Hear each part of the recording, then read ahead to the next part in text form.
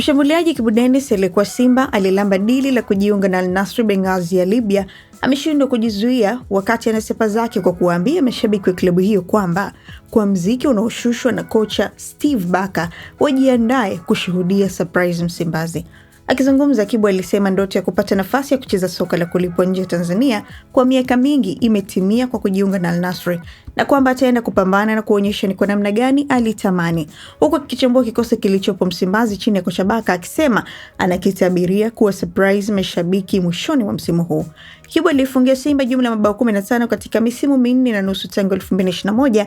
Alisema Simba ya sasa ina wachezaji bora na wenye vipaji na chini ya kocha Barker anaiona ikifika mbali licha changamoto ilizopitia mwanzoni mwa msimu huu.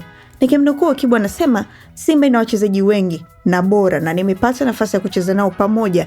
Kuna ambao tulijiunga nao na wengine niliwakuta, siwezi kumtaja mmoja mmoja. Nawashukuru kwa ushirikiano wao waliokuwa wananipa, naamini wataendelea kuipambania timu ifikie malengo. Lakini akasema pia Simba ni timu bora, sio tu Tanzania, hadi Afrika imekuwa imara zaidi ndani na kimataifa.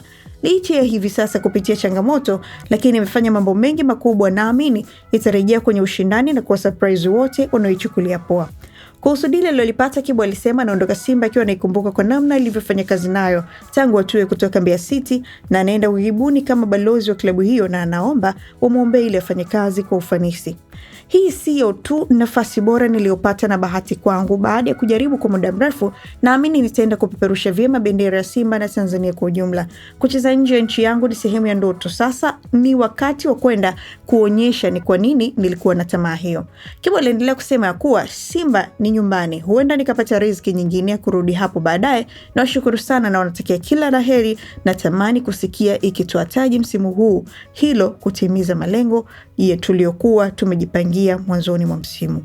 Kibu alisema alikuwa na misimu minne na nusu ya furaha ndani ya Simba licha ya kushindwa kuipa taji lolote la ligi kuu bara ama kombe la shirikisho, japo ametoa nayo ngao ya jamii na kombe la muungano 2024. Alisema lakini malengo ya pamoja yalikuwa ni kuipambania Simba kufanya vizuri ndani na kimataifa, lakini msimu huu mambo yameenda kinyume, ila ni timu bora. Alipoulizwa kuhusu Al Nassr, alisema ni kama anaenda nyumbani, kwani anaenda kukutana na wachezaji zaidi ya wawili waliofanya nao kazi pamoja Simba. Hivyo hatakuwa mgeni, anatarajia kupata ushirikiano mzuri kwa waliomtangulia ambao ni Steven Mukwala na Fabrice Luamba Ngoma. Mimi naitwa Justa Julius na hii hapa ni taarifa kutoka kwao Mwanaspoti. Hii ni PMTV, endelea kutufuatilia kwenye mitandao yetu ya kijamii kuandika PMTV Tanzania, lakini nenda kabashiri kupitia website ya www.pmbet.co.tz ili uwe na nafasi ya kujishindia pesa taslim na magari makali kwenye website hiyo.